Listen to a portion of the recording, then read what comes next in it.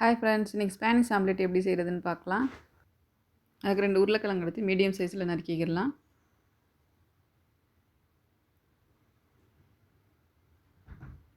ரொம்ப தின்னா இல்லாமல் இந்த சைஸில் உருளைக்கிழங்கு வெட்டிக்கிடணும்.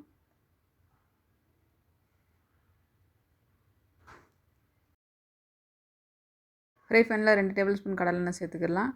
அதில் நம்ம வெட்டி வச்சிருந்த உருளைக்கிழங்குலாம் சேர்த்துக்கிடலாம். உருளைக்கிழங்கு நல்லா கோல்டன் ப்ரௌன் ஆகிற வரைக்கும் நல்லா ஃப்ரை பண்ணிக்கிடணும். உருளைக்கிழங்கு கோல்டன் ப்ரௌன் ஆயிடுச்சு. இந்த ஸ்டேஜில் நம்ம வந்து 2 பொடியாக நறுக்கின வெங்காயம் சேர்த்துக்கிடலாம். 1/2 ஸ்பூன் உப்பு சேர்த்துக்கிடலாம்.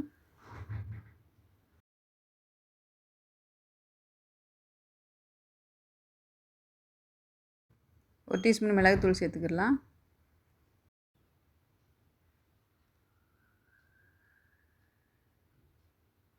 இப்போ நல்லா மிக்ஸ் பண்ணி விட்டுடலாம்.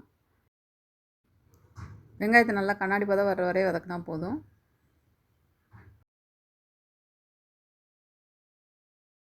இப்போ இதெல்லாம் மிக்ஸ் பண்ணுறதுக்கு ஒரு பவுல் எடுத்துக்கிடலாம். அதில் 4 முட்டை உடச்சி ஊற்றிக்கிடலாம்.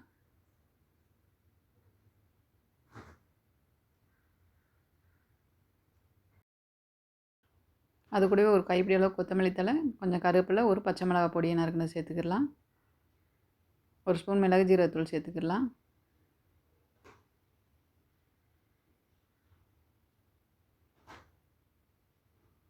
கால் டீஸ்பூன் உப்பு சேர்த்துக்கிடலாம். அது கூடவே நம்ம வதக்கி வச்சுருந்த உருளைக்கிழங்கு வெங்காயத்தை சேர்த்துக்கிடலாம். இப்போ நல்லா மிக்ஸ் பண்ணிடலாம். இப்போ நம்ம எடுத்துருக்க அளவு 2 ஆம்லேட் வரும்.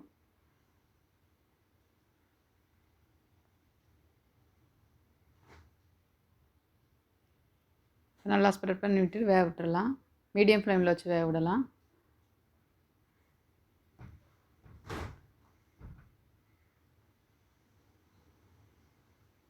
நல்லா பரட்டி போட்டு நல்லா வேக விட்டு எடுத்துக்கிடலாம்.